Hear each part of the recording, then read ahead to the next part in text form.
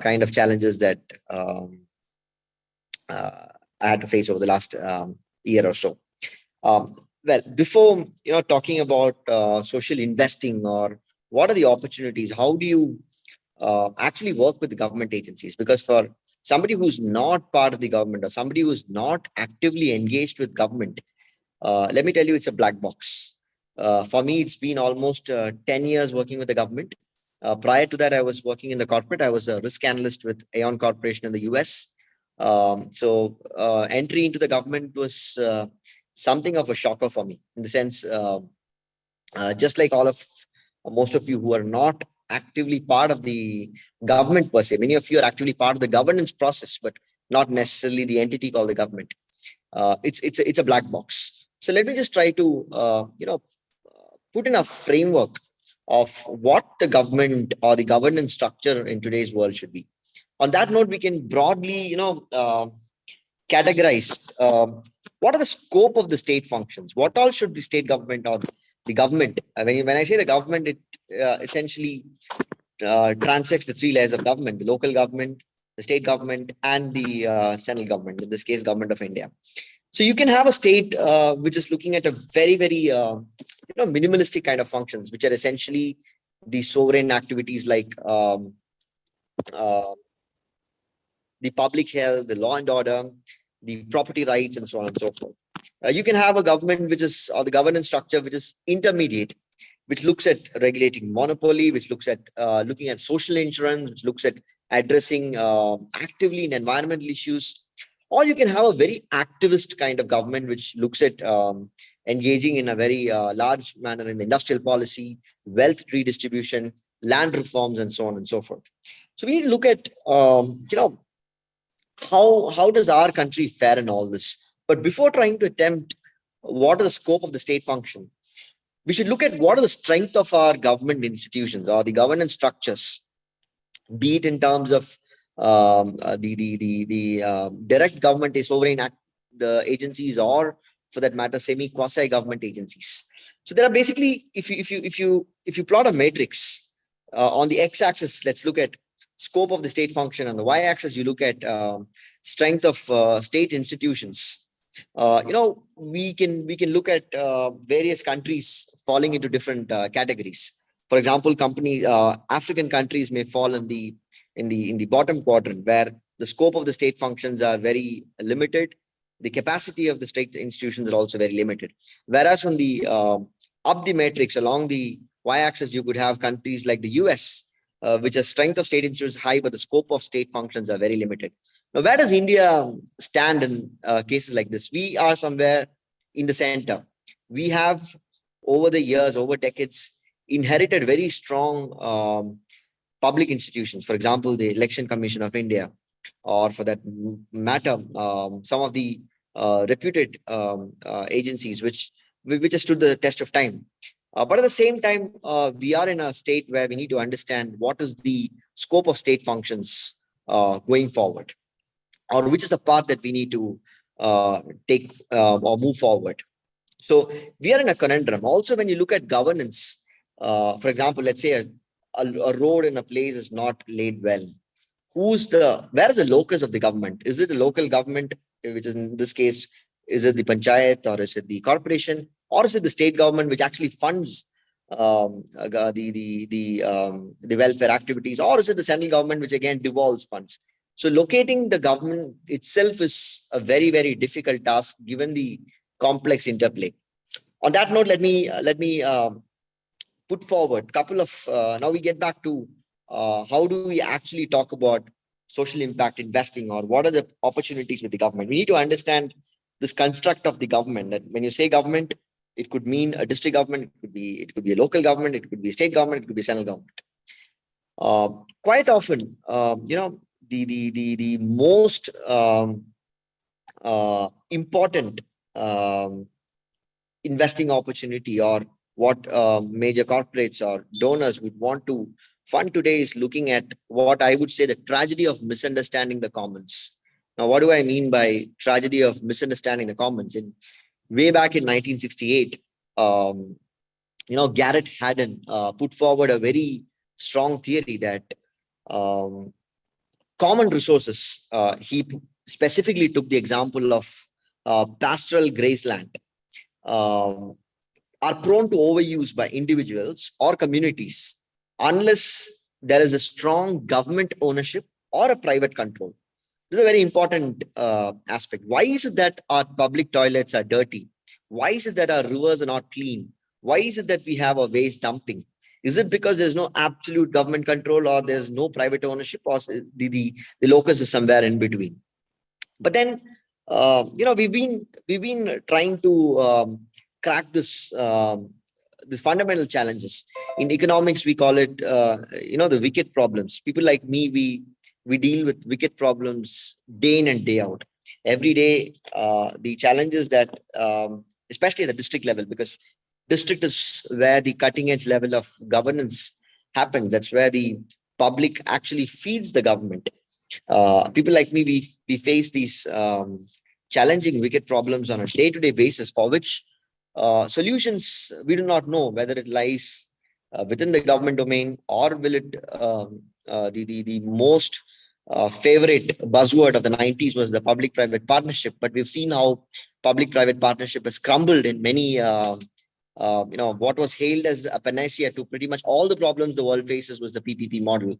But quite often we have realized that PPP is not probably the way forward. So what exactly is the middle path? That's why I would um, like to recall what Raghuram Rajan, in one of his famous talks, talked about um, public, private, public partnership, where communities are involved. And that's where, looking at where did Garrett Hardin way back in 1968, when he talked about common resources being prone to exploitation unless it's under a private control or a government ownership. This was challenged in 2009 by none other than Elinor Ostrom. Now, Elinor Ostrom's study holds a very, very relevant place in Indian context, because what she basically put forward was quite intuitive at a hyperlocal level. What she said was, there are multiple ways of managing common resources. What she meant essentially was practices that were working in a setting like Turkey, with its unique cultural, economic, and political setting, is not really applicable to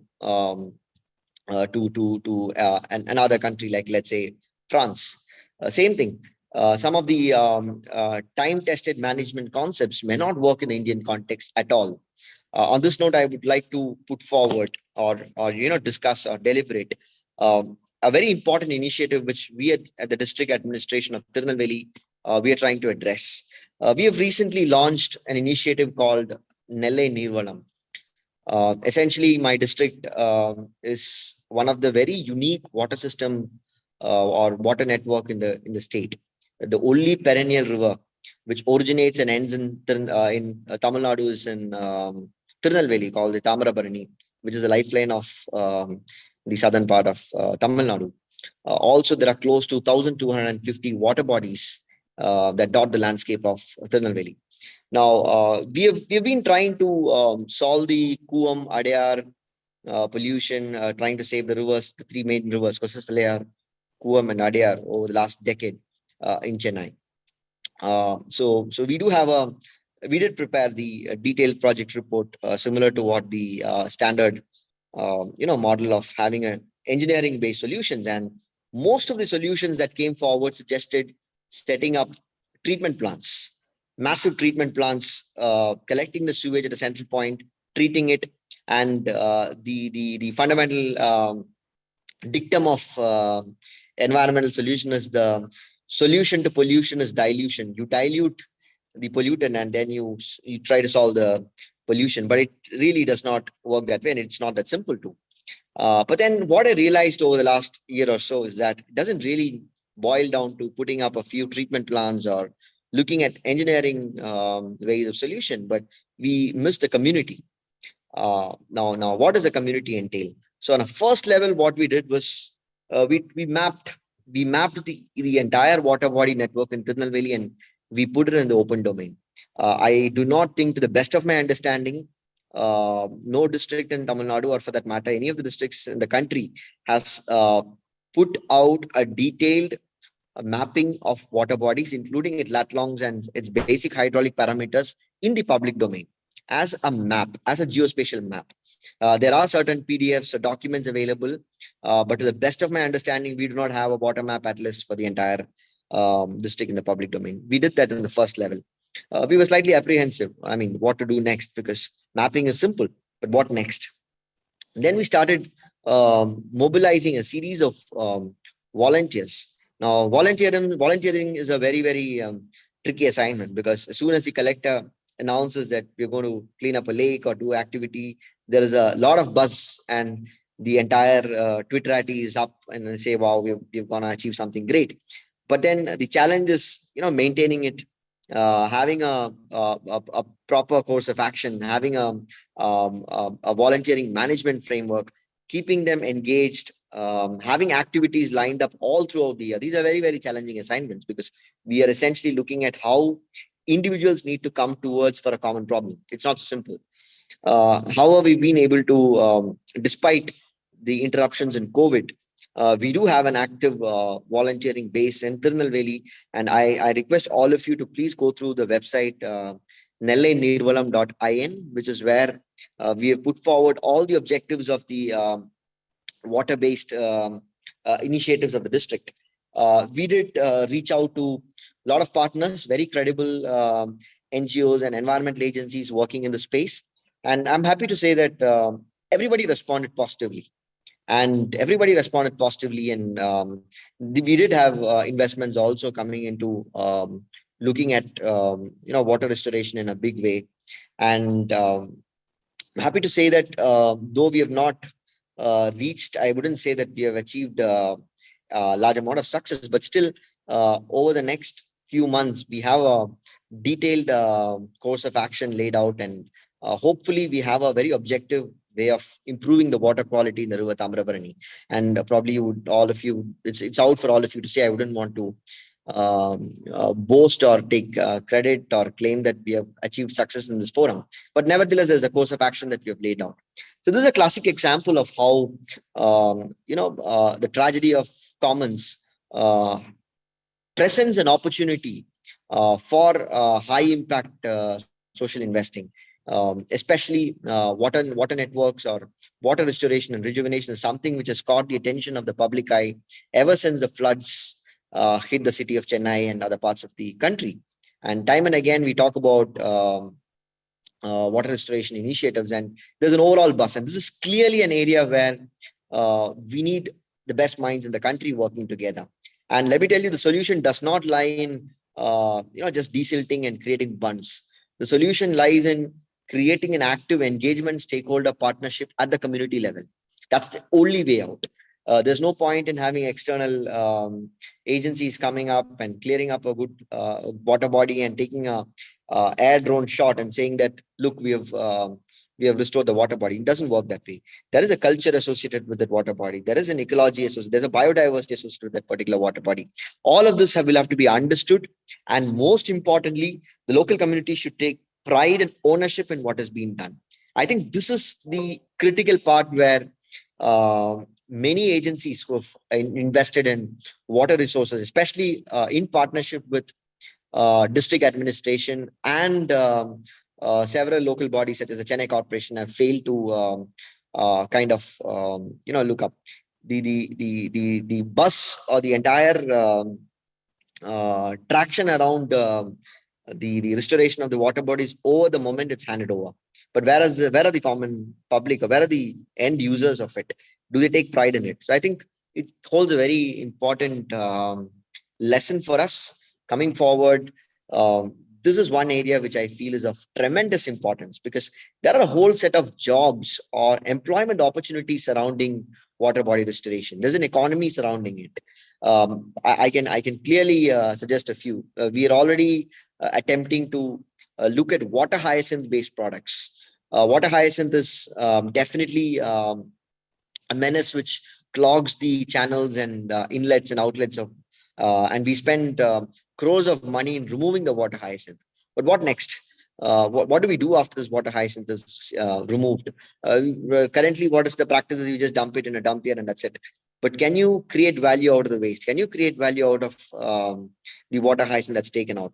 If we have a business plan for it, if we have a sustainable solution for it, I think we have cracked one of the biggest challenges with respect to water restoration. Currently, let me tell you, I do not know of any solution. If any of you out there, investors, are interested, please, you're all welcome to Tirunelveli. Right now, I am not aware of any solution where there's water hyacinth. There are some pilots which are running in Assam and other parts of the country, but what I need is large scale creating value out of the water hyacinth, because the kind of money I spend, money and resources that I need to spend in clearing out the water hyacinth and dumping is tremendous. Clearly, it presents an opportunity for a sustainable investment on that matter. Second example, which I would like to take straight out from my district experiences, what is called creative manufacturing. Um, I'll take a while to explain what exactly I mean by creative manufacturing. Tirunelveli, as many of you may know, that it's one of the historically it's a learning center. It's called the Oxford of the South. We have had reputed arts and science colleges almost a century ago, and because of the presence of the British administration, British rule here, a lot of Western educational investment has happened, because of which large number of arts and science colleges are present. But in today's context, we hardly have any employment opportunities, largely because most of the investment has been up Madurai or surrounding Chennai, and we do not have any large factories or secondary manufacturing production clusters. So what next? I mean, we can't keep saying that we need investments down south. Yes, investments can come, but I see the whole economy, or the whole the scenario in a slightly different way. Tirunelveli is also the hub of traditional arts and craft clusters. I can't see any other district with this kind of variation in terms of his rich history of culture. Starting from the Patamade mat, which is made out of mats, beautiful silk mats, which are made out of the unique grass that you get from the Tamarabarni River, to the pottery cluster, to the Ambasamudram toys, to the palm leaf products. There's a lot of banana fiber. We are the second largest producer of banana in the state after Tiruchirappalli. From banana fiber, I see a lot of potential in looking at decentralized creative manufacturing clusters. I'll take a bit to explain what we attempted. Again, I wouldn't want to take credit of what's happened, or I wouldn't say it's a runaway success, but with a fair amount of conviction, I can say that we have set up a model which works, and I'll explain what that model entails.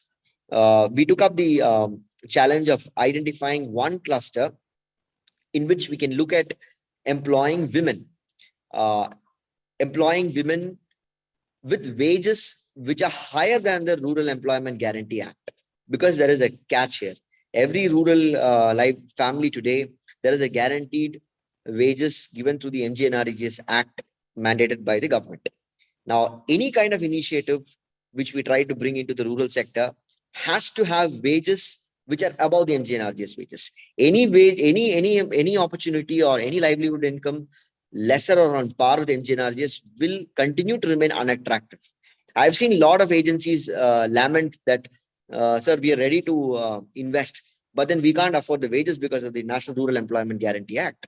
Now, you can't scrap the Rural Employment Guarantee Act because it's got its own social security objectives and asset creation objectives. So what is it that we can do to create employment which gives a dignified livelihood opportunities, at the same time wages which are above MGNREGS?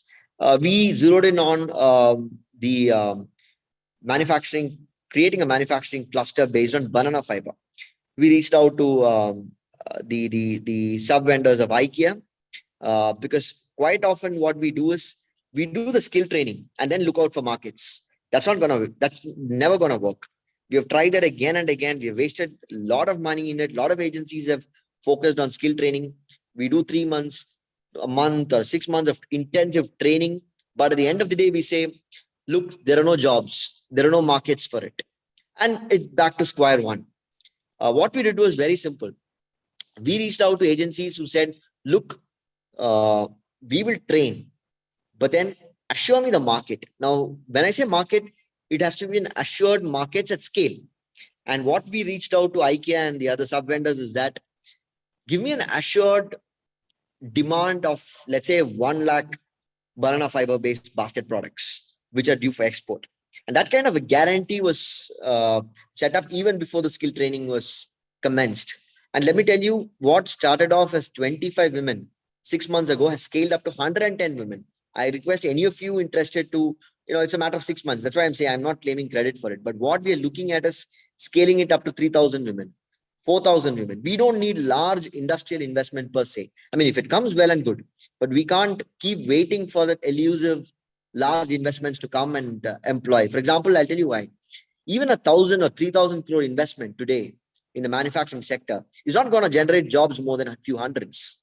So that is really not the solution in the context that we are talking in. We need to generate jobs at scale. I need thousands of jobs today. Every year, 6,000 youngsters are entering the labor market in Tirunelveli alone.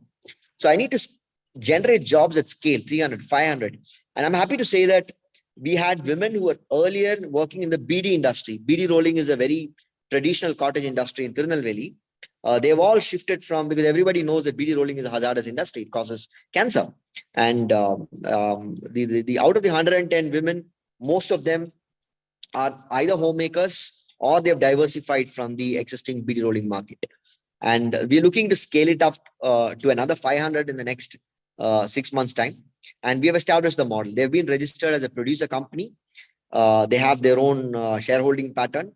And they have their own incentive mechanisms. They have their own, every day they come in the morning, they have their biometric attendance system. They leave after biometrics. So it's a very dignified working space, safe working space. And most importantly, we keep saying that the women labor participation rate in India is low, specifically in Tamil Nadu, especially due to early marriage scenarios. Only way to crack it is having jobs closer to their homes as a first step. The biggest advantage here is most of the women are at within the radius of 2 to 3 kilometers of their production cluster. We have started 2 production clusters. We have scaled up another 4 of them, and hopefully we are looking at ramping up to 3,000 women in the next couple of years. Again, I request all the participants in this forum, welcome to Tirunelveli and have a look at the opportunities that are here. Whatever has been done right now is with government funding, because I don't see funding per se as a challenge. What I see fundamentally as a challenge are resources in terms of creating sustainable development models. The kind of intellectual rigor required to come out with something which I feel is my constraint more than funding per se. So I request all of you to, all of you anytime welcome. Now, what's a way forward? I mean, these are just 2 specific examples that what we have done. Actually, what we have done. I would suggest 4 action areas where we can partner. I mean, as district administration or all of you in the August forum, 4 specific action areas. Number 1, financing. Since most of you are looking at social impact investing, we need to ensure financing goes to where it is most needed and no one is left behind. Now, only way you can identify this is partnering with the government. There's no other way we'll be able to identify it at scale. You may be able to run it a pilot, you pocket, but at scale, let's say a district as a territory or a region, a couple of districts as a region, there's no way you'll be able to identify the entire segment of population. And as far as Tirunelveli district is concerned, we are coming out with a very exhaustive data model where we know exactly where the investments need to be targeted. When I say investments, not just private investment, but also in terms of government capacity building. Where are the pockets which require infrastructure funding? Which are the pockets that require social security benefits? We have come out with a complete data-driven model, and we are also looking at very targeted delivery of schemes and services in a very efficient way. Within financing, second important aspect is engaging local investors, because we need to have skin in the game. We need to have that extra commitment. And we've had examples of local investors playing key anchor role. I'm happy to say that Tamil Nadu Startup Mission has identified to set up the innovation hub in Tirunelveli. Recently, we even launched what is called the GovTechthon, the first time a district administration is launching it, and the response has been tremendous. We post four specific challenges which the district administration face, and we've had some very innovative or potential participants in the GovTechthon. So engaging local investors is very important. On that note, I would like to highlight that Tirunelveli is home to many large companies, be it the TVS or be the HCL group or a lot of big in TAFE and all the big industrial houses in Tamil Nadu have their roots in Tirunelveli, and also many of uh, established people in the US and Europe are from Tirunelveli. As a proof, I would like to highlight that during the second wave of COVID, where our district was pretty badly hit, I'm proud to say that our sons of the soil, really pitched in a big way in terms of sending oxygen cylinders and oxygen concentrators and whatnot. I mean, I'm having resources reach till Tirunelveli was a big challenge, but all the sons of the soil reached out to me, and I had the first set of oxygen concentrators being dispatched from Germany and reaching Tirunelveli in record time. So I'm clearly there's a potential for engaging local investors who are right now here as well as people who are abroad. Third and important aspect of financing is, we need to look at looking at investment from a very concessional finance to commercial sustainability. We often look at looking at financing as a very concessional kind of grant. To drive home the point, it's very simple. You say, let's say I'm ready to invest in infrastructure, and that's it. And more than that, whenever you're investing, if you're giving a focus on the sustainability part of it, or especially looking at what are the recurring expenditure, because most of the times I see, especially in terms of CSR, everybody is interested in a very visible capital expenditure project. Whereas what happens to the recurring expenditure after that, we don't really apply our mind on it. So I think that's something which we need to come together. All of us need to come together on that. Second point, these are three subsects I would talk on financing. Second aspect is innovation. We need to catalyze hyperlocal innovation. Uh, this has been oft repeated. We've spoken about it many times. It's documented. There's enough research on why hyperlocal innovations need to be catalyzed. And again, I'm happy to say that the small initiative which we have done by way of GovTechthon and in partnership with the Tamil Nadu Startup Mission has really kind of created a buzz. For the first time, children are asking, what is a boot camp? We call the term boot camp, and a lot of college students reached out to me and said, so what's a boot camp? We've never heard of it. So at least the terms like boot camp, angel investors, these are terms which are, in terms of exposure. This could be a very routine, regular event in a city like Coimbatore or Chennai. But having it in deep south in Tirunelveli and giving access to our kids, I think it's important. So we need to look at the exposure point of view.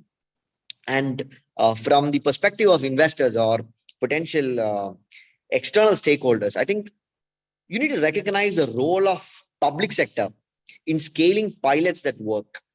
Quite often we go gaga over pilots that work. I mean, it's fine. Pilots can work. Pilots are simple. We all of us know how to do it. But the $1 million question is, how do you scale it up?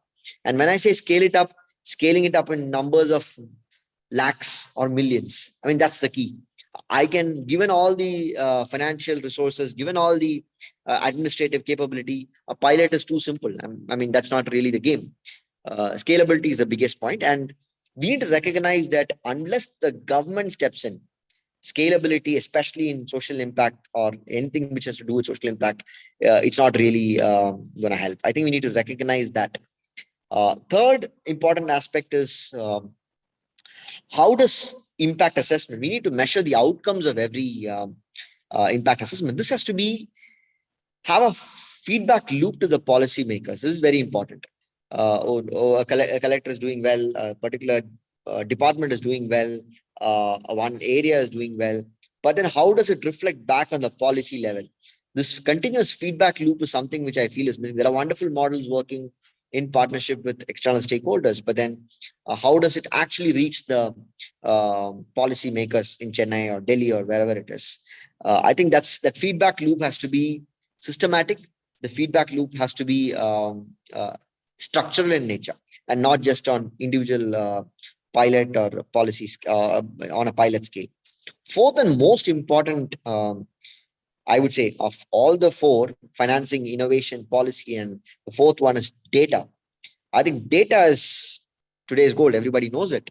And in the government, um, we are looking at probably the most complex data sets you can imagine, especially in a country like India. To drive home the point, I'll just tell you a simple example which I grapple with. I've got n number of schemes starting from cradle to grave.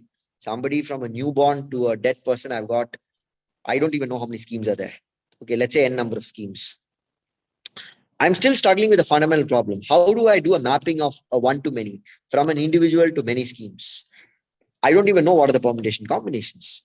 That's the kind of mammoth data, and multiplied with the permutation combinations with the scale of population. It's mind-boggling. And what am I trying to achieve? I'm trying to achieve highly complex subjective outcomes. So I think we undervalue the relevance of data many times, and I think data is probably the most crucial way in going forward, and it has to be transparent and accessible data. Now, this Nelle Nirvalam is a classic example. There are n number of PDFs out there which talks about the water bodies out there and lat long, but what's the point? It's not usable for anybody. Nobody can take a decision based on a PDF upload of number of water bodies in the district. Absolutely not. It's as good as junk data. A simple clarity on putting a lat long and looking at water body. I mean, it's a first step. That's not the end point. Definitely, we need to mark the boundaries. A lot of work is left over. But however, that's a starting point. Transparent and accessible data.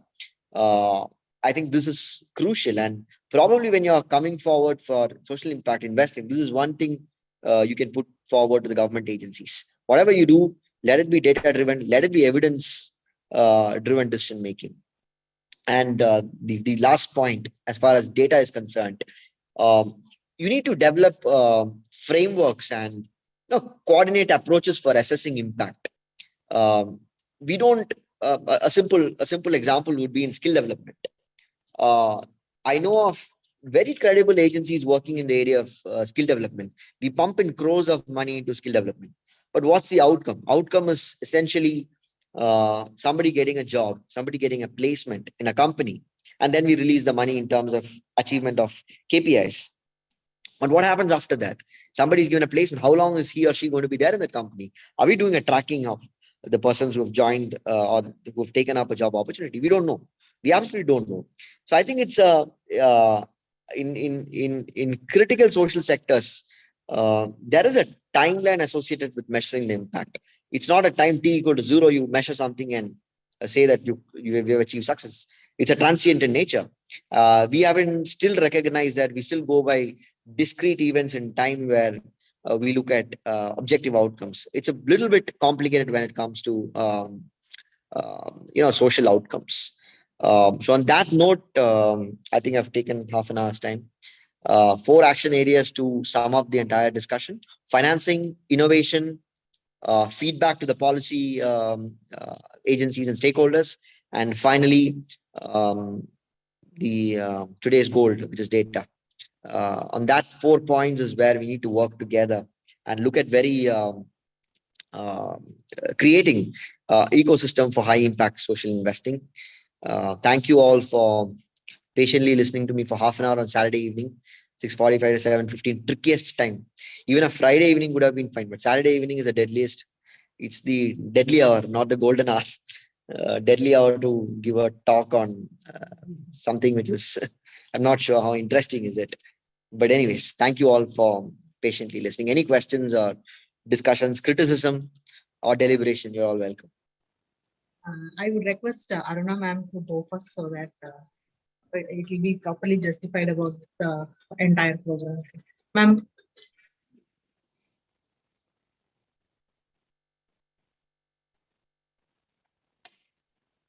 Ma'am. Yeah. Aruna, go ahead. You know me for years now.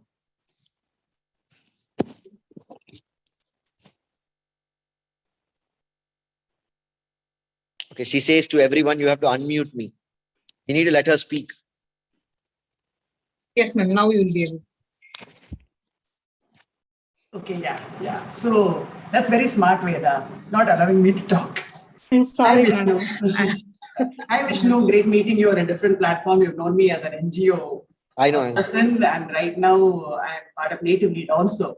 So I'm also an angel investor and part of this group, which is very used to the kind of growth that you're looking at. I mean, the kind of investments that Native Lead has made is from tier 2, tier 3 towns, and the idea is like a product like Godavari Bhumi, which is looking at milk from the farmers, purchased directly from the farmers, and then looking at rural basket again, cutting out that middleman and buying directly from the farmers and taking it to the market, and happy hens. These are the kind of things that is socially sustainable investments that they're looking at, and then with the wealth of knowledge and experience, the angel investors are trying to help them scale and iron out these initial problems, because the most attractive is tech investment today, as you know.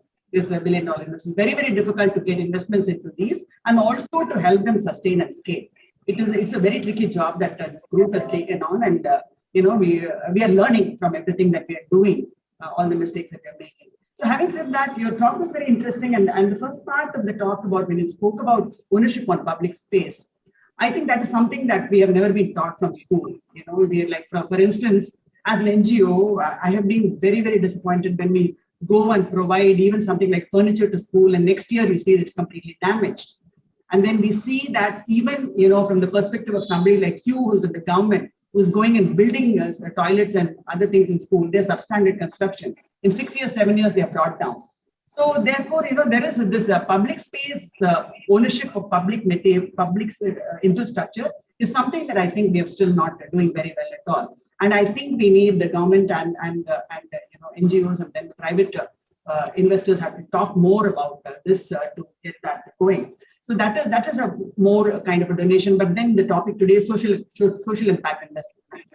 Now, ultimately, everything that becomes commercial becomes sustainable and maintainable. That's something that we know. So some of the examples that are like, that I've been fascinated by, like most difficult thing that in India is to maintain toilets. You go even into airports, you have a problem with toilets. But take these multiplex complexes that have come up even in Chennai city, when this first Satyam started and all. Everybody was going into that, but how were the toilets maintained? How was the metro in Delhi started maintaining everything clean?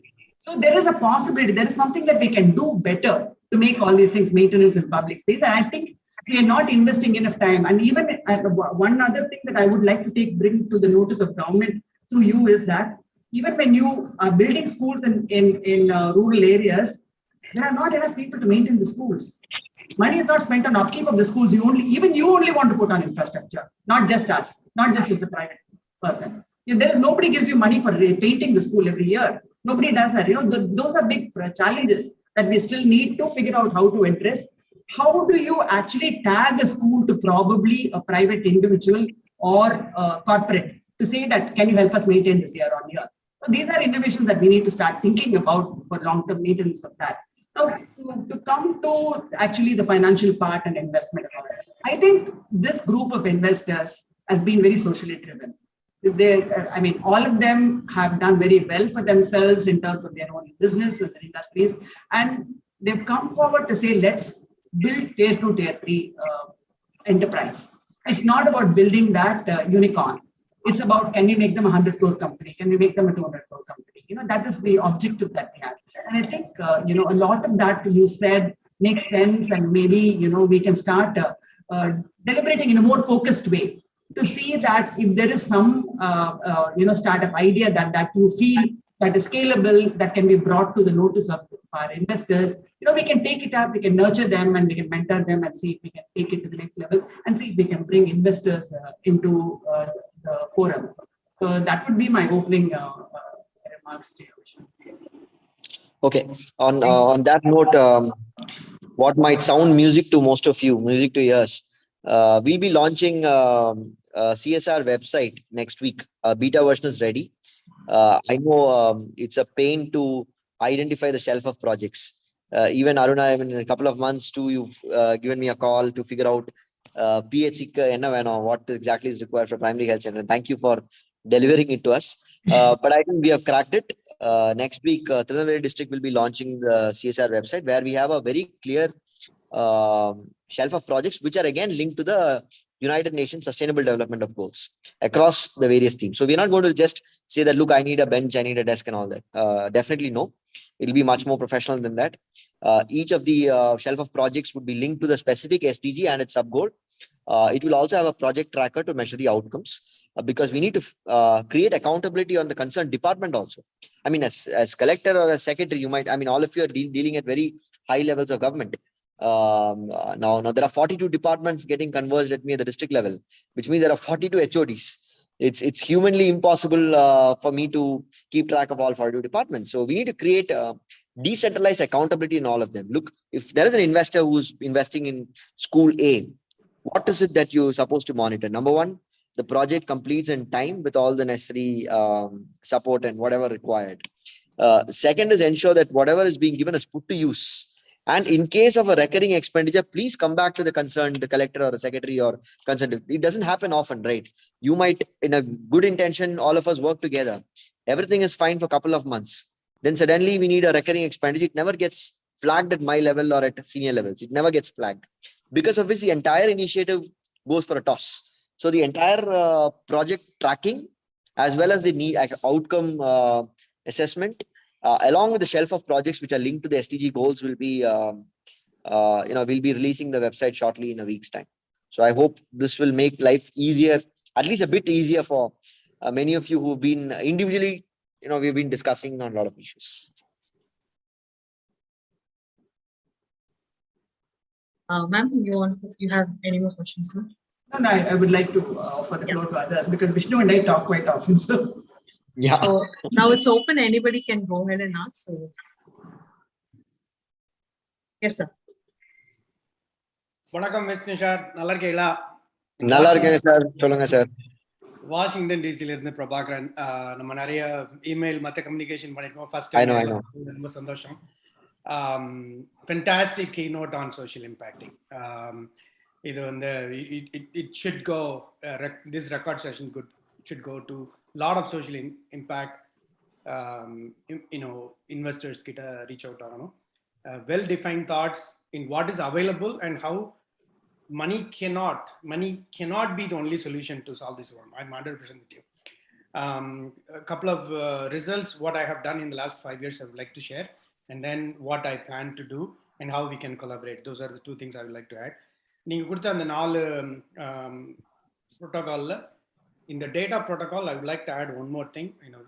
Many of the tech team that are working with you are also known to me.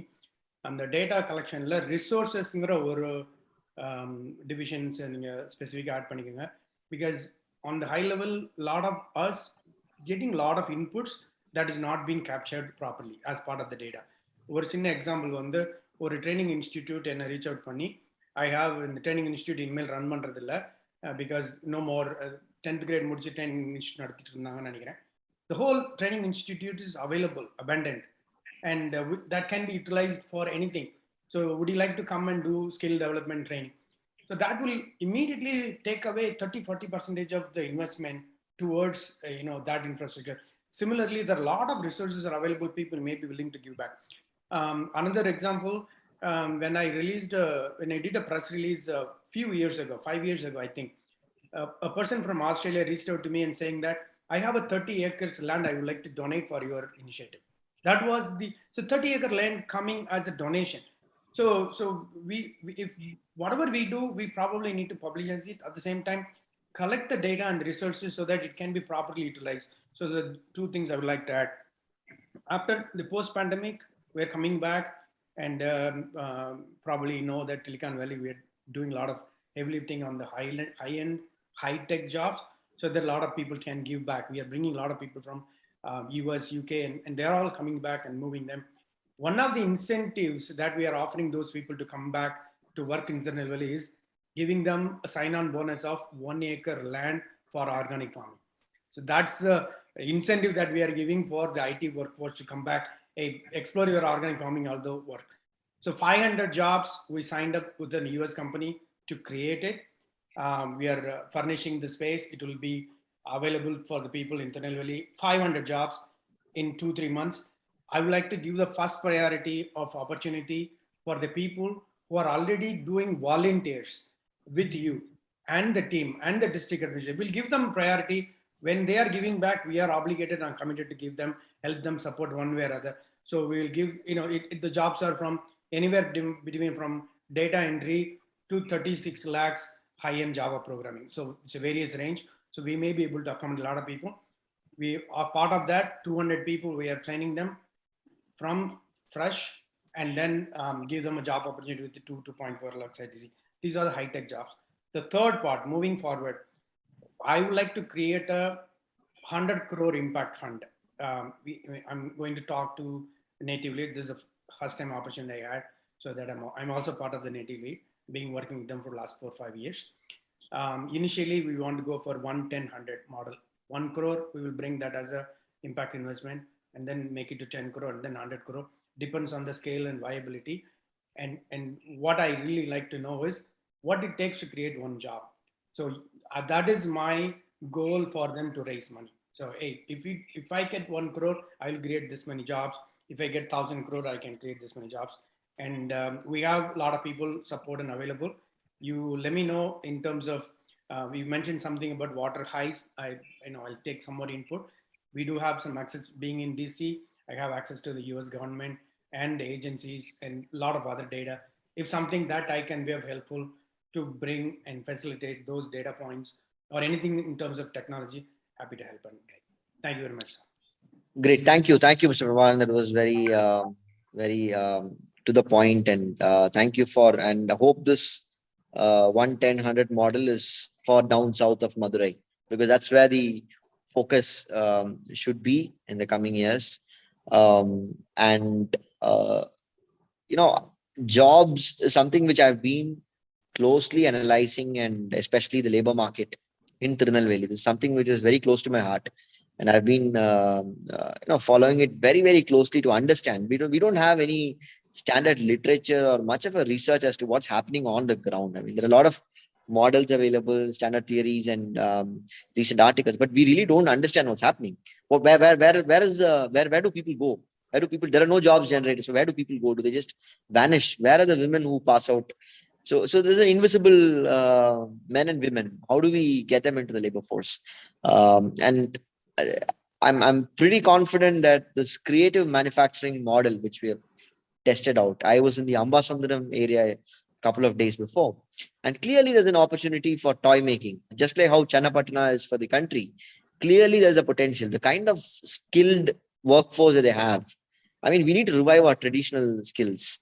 I mean, they don't even have a vernier caliper, but they get their measurement accurate to 0.001 mm with just 2 nails. I mean, the kind of skill available is tremendous, and we don't need to look for skilled development per se. They're already skilled. We just don't recognize them. So we're working on developing a toy cluster in Ambasundaram. Work is on for that. Adepola, same thing as with palm leaf. So I think that holds a future. At least 5,000 to 10,000 jobs in the next couple of years in the traditional creative. I wouldn't want to even call it traditional. We need to compete China not in manufacturing. We need to, it's very difficult to compete with China in traditional manufacturing because of the fast pace of technical or technology infusion. But what we can beat the Chinese is at creative manufacturing. The element of traditional and native skills or native intelligence, that's something which we need to invest in a big way. Absolutely, sir. I'm from Ambur, Ambasundaram. Okay. Papanasam Kudilum solite, another artwork, right? So I've been there. Like you said, நிறைய பேர் இப்போ படிக்க வரதில்லை, நிறைய பேர் அவங்களால train பண்ண முடியல, people are going away அந்த மாதிரி. So any immediate project, if that can create 100, 500,000 jobs, you please let me know. Definitely. I'll jump on it right away.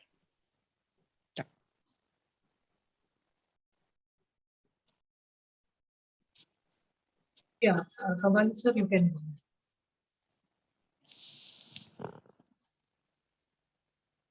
Vanakkam, Vishnu sir. வணக்கம் சார். வணக்கம் நேட்டிவ் ஃப்ரெண்ட்ஸ். என்னோட பெயர் கபாலி சுப்பிரமணியன். மஸ்கட்டிலிருந்து Oman, sultanate of Oman, Muscat.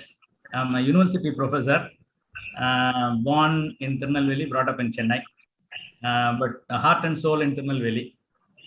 So on the aspect, for the past many years, I've been supporting a startup ecosystem building in Tirunelveli, Tenkasi, Thoothukudi, and Kanyakumari district in collaboration with Manoranmayam Sundaranar University.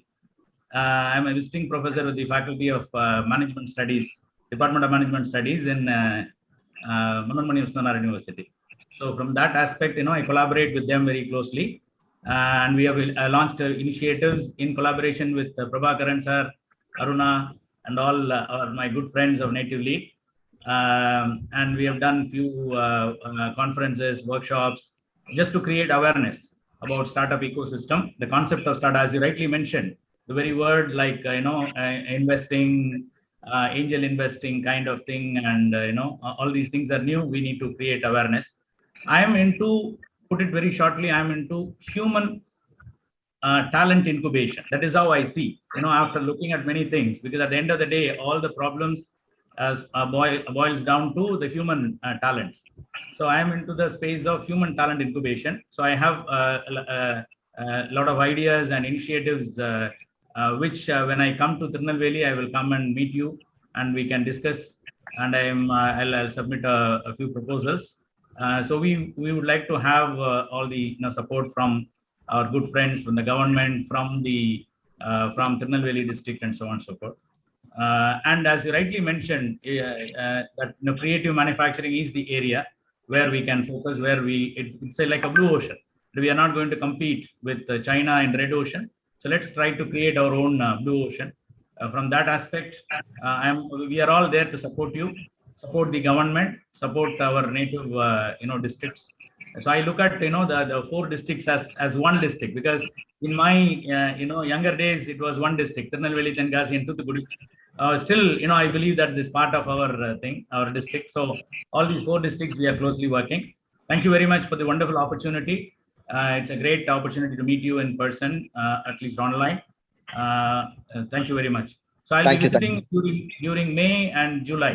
You're welcome, sir. I would like to come and meet you and then discuss with you in person, so that we can take it forward. Thank you. Thank you, sir. Thank you. Thank you. Anybody else would like to go? Mr. Subbarao, you had given some suggestions there. You can go ahead and if you have any questions to ask. Yeah, actually, thanks to the Native Lead for making me part of this. I'm a freelancer and into the environmental studies, and recently entering into agriculture-based thing. And it's a very insightful, sir, Vishnu sir. But I'm from Andhra, Nellore district of Andhra. But I'm into environmental impact assessments, basically. So I do these impact assessments, but social impact investing is a new subject which I'm learning. So I thought, okay, let me attend this with you all people, all the dignitaries who are attending. All are well educated and well placed when compared to me. So I thought, okay, let me attend. And if anything is there in Nellore side, let me know. The Nellore is a type of a typical district. What I am observing from last 5 years to enter into any sort of startup or agri startup or something like that.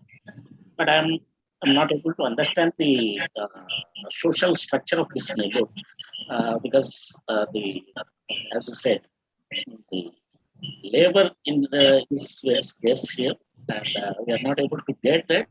Any thing comes from your end, I'm happy to take it here in Nellore. Let me know, please, Native Land. Sure, sir. Thank you. Thank you, sir. And it's very insightful, sir, Vishnu sir. Thanks. Thank you, sir. My pleasure. Thank you, sir. Yes, Mr. Venkatesh, you can go next. Yeah, thank you. Very good evening, Vishnu sir. Great presentation, great ideas, great insights. I have a question. It's about what are the initiatives that you have taken to involve the community, basically to take up the ownership by the community, and how are you going to measure that? Is there any way that you're trying to measure that? Thank you. No, is there a specific project that you're referring to, or in general you're asking? In general, or if there is any case study for any example that you can Yeah, share. the and case how- study is again the banana fiber unit. Like I said, I wouldn't want to take early success credit or anything, but then it's fairly established model now. What we have done is see, there should be a self-interest to come together for a common interest. Again, I go back to the tragedy of commons.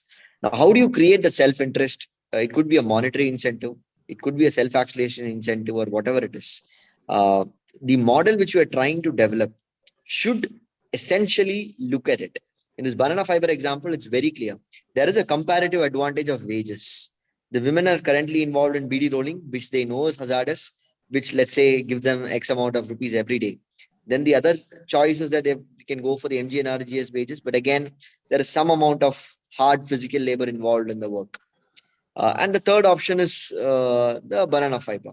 Now, when from a women's perspective, this is a very dignified and a very safe working environment for them, close to their home, 10 to 5. At the same time, they have an incentive to earn more because there's an incentive model attached to it. Like it or not, there is a social pressure on the women. Now, that's something which we need to, again, I go to the Elinor Ostrom model. At the ground level, there are other traditional challenges that we need to look at. On that note, the family is not willing to let the women work after 6 p.m. So let's say if there's a factory unit which is around 15 to 20 kilometers away, setting up a large industry is not really going to employ that particular lady into the job market. Now, this is something walking distance, and then there's a safe environment the women feel. And these are the incentive that we need to pitch them. So the model should essentially look at who's the target beneficiary, what are the reward incentive structures for them. See, what I'm speaking is not is a clear classical theory. It's not anything new. The reward incentive model is a very established economic model, but we don't consciously do that when we design initiatives at the ground level. The overall policy may look at all that, but at the ground level, when we look at the nitty-gritties or looking at actually rolling down the program, we don't look at all that, especially the social, cultural, and the political differences that could crop at the ground level. And this is where people like me can add value, because there is a big divergence between what the policy aims to and what is actually possible on the ground. How best to align it is what we do. So simple answer to your question is, look at what is the workable reward incentive model before you start any initiative. Vishnu, how is the marketing of this done, the banana fiber? That's what I said. IKEA, it's a sub-vendor of IKEA is taking it. So there's an assured demand already. We have already seen right now we have produced 70,000 pieces, all of them for export to European market. It goes to the Tuticorin port. These are all basically linked with this. I'm sure all of you know about Ramesh Flowers. Ramesh Flowers is a big, they're part of the German Gala group. So basically the market is assured. Only then I pitch this initiative. Yeah. Okay, then how do they organize themselves? Are they like a producers, farmers? There's a producer company. They're a producer company. There's a Producer company. So you have to educate and facilitate that process. I think we have cracked that part of it. Pretty much most of the government programs today understand how to organize the women into a collective, whether it's a form of a self-help group, a loose collective, or a society, so legally there are only three options. One is you form them as a society. Second is a producer company. Third is a Section 8 not-for-profit company. But Section 8 not-for-profit company compliance standards are very high and not suitable for a rural context. Too many compliances and way too complicated. The MCA guidelines are way too strict. Easiest is a society, but then society has its own pitfalls in terms of account maintenance and governance standards. So somewhere in between is a producer company. The advantage is that the moment it's registered as a producer company, a lot of other Government of India schemes also get dovetailed because, for example, the One District, One Product initiative, there's a lot of convergence possible the moment it's registered as a producer company. So that's the best legal entity for a collective to be formed. Yeah. So which means that if there are three variables. One is, you know how to form this producer company. The other one is what is the opportunity that is existent, and then where is the market, and Yeah. then the finance. So which is it the most difficult to crack? I mean, are you sitting with some ideas which need to be funded, or are you sitting? Are you still looking for think tanks to come and work on ideas? Where are you now in this? See, my market is something which, as far as banana fiber, I've tapped it.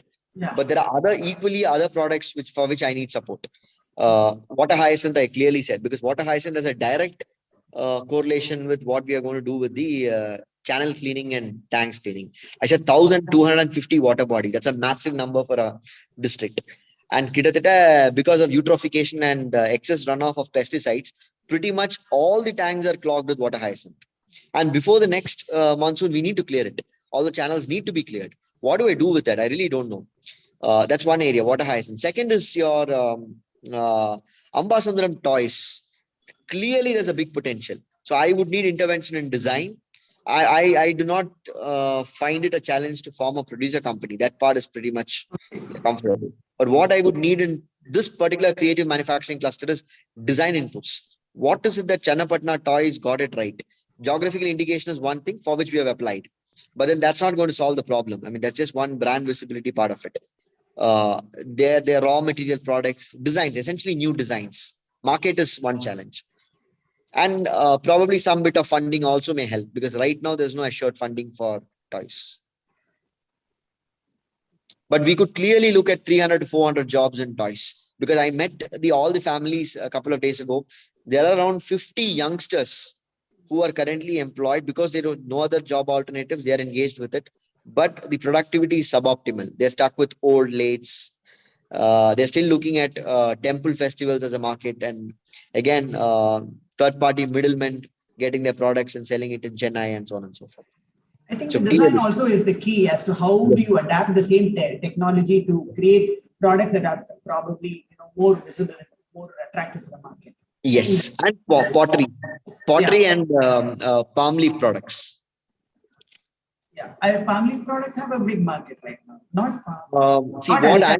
Not areca nut. It's only palm leaf.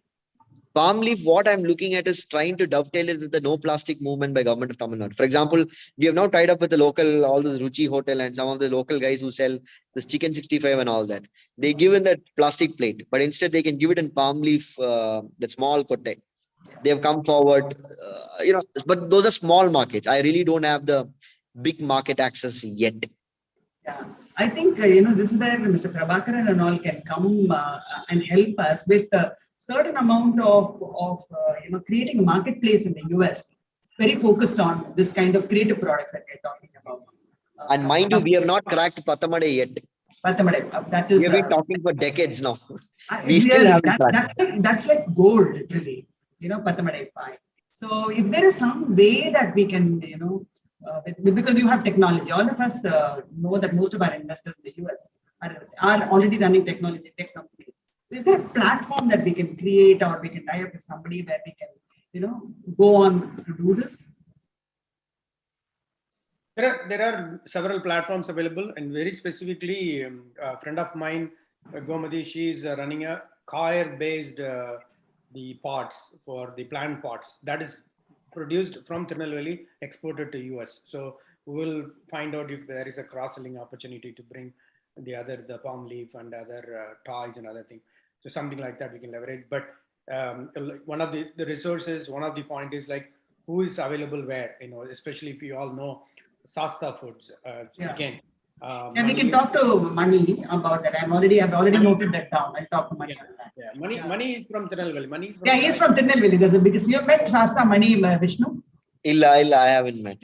Have you heard of him? He's one of the biggest success stories there. I think he's on LinkedIn. I mean, we have spoken over Connected LinkedIn. on LinkedIn, yeah. I think he's again due to visit sometime soon. I'll make sure that he links up. See, everybody's roots run back to Tirunelveli. Now he's already part of base. Finally, everybody is from Tirunelveli. Yeah, my mother is from Pathamade. Okay. There is a very interesting saying. Tirunelveli has produced a lot of industrialists, but less industries. That is what they say. Yeah. They move out. Yeah. We have to bring it back. Bring it back. We have a global group called Nellai Global Group. So there are about 120 people from 42 countries. Okay. So we have to bring those. So money is specific. Heritage rises produce money ship paniklam. He's clearly having an idea. He's already doing that. Road procurement. So we need to bring all of that. What if you ask me what is the challenge? Opportunities I have access to funds and I have access to market. What I don't have is the execution team. So that's why when we put together all these resources together, it can go well. So each one have very good strength on only one line item. But to move forward, we may need 20 different things to move on. So Absolutely. We get it done. Don't worry. Vishnu, talking about this, the toys, Pathamadai Pai and Ambai toys, I have another very interesting case study, which we can, I think I'll talk to them and I'll come back to you. There is a company Sure. called Zwende in Solitaire. They have taken a village near Andhra, in the border districts of Andhra, Tamil Nadu. They have taken a village where they are into leather puppetry. They were into leather puppetry, Okay. which was a dying art. So now this company, it's a small startup, and it is showcased in Amazon, and Amazon's CTO came all the way to capture this wonderful startup. So what they have done is they have created a new marketplace for this kind of leather puppetry designs. Not only this Okay. puppetry itself, the designs they take and put it in lampshades, put it in different things, and they've created a huge market space for that. I think now when you're talking about this Ambai Toys and Pathamadai Pai, I think we can talk to people like them and try to replicate or borrow some insights and how to apply that in these areas, by which we can create more innovations in this space. I'll talk to them. Yeah, the design interventions are crucial, I think. And we are coming up with a major program for Tamarabarni, because what now, see, let me be very honest about what's been going on till now. There's a World Water Day or something, and all of us jump into the river, we start cleaning, we'll start picking up the bags, and then the next day the press covers it, and Tamarabarni is not going to get cleaned up like that. Okay, let me be very clear. Tamarabarni is going to get worse if it goes this way. Only way is we need to look at it in a very structural and scientific manner. So what we are coming out with this, there is no point putting JCB and thornifying in the city limit. From Pabanasam or from Talayanai to Pabanasam, the water quality drops from drinking quality to bathing quality.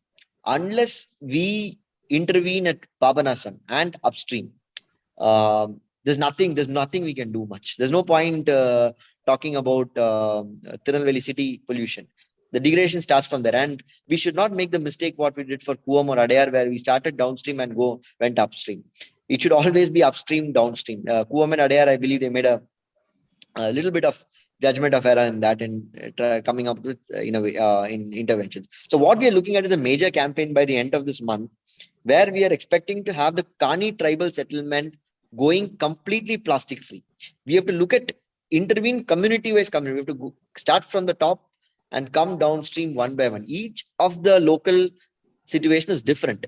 Kalidakurchi has a different set of challenges for river pollution. Ambasamudram is different. Pabanasam is different. City pollution is different. So we have pretty much mapped all the sources of pollution. We have a reasonably good GIS spatial understanding of where the issues are. We are coming up with a unique concept of what is called the socio-ecological observatory along the Tamarabarni River. This is a new concept. IIHS is also part of it. We have a team from A3 also supporting us. So these two are very credible NGOs in the space. So hopefully I'll be happy to share the document and whatever we have been trying to come out with as a planning perspective in a couple of weeks from now. Also looking at how to revive the cultural space along the Kalmandapams of Tamarabarni, because there is a rich heritage associated with each of the Kalmandapams. There's no point pumping in money and trying to restore the Kalmandapams. It's not going to work. Instead, we need to create public spaces around or public activities around those Kalmandapams. So we've mapped 40 schools along the river Tamarabarni.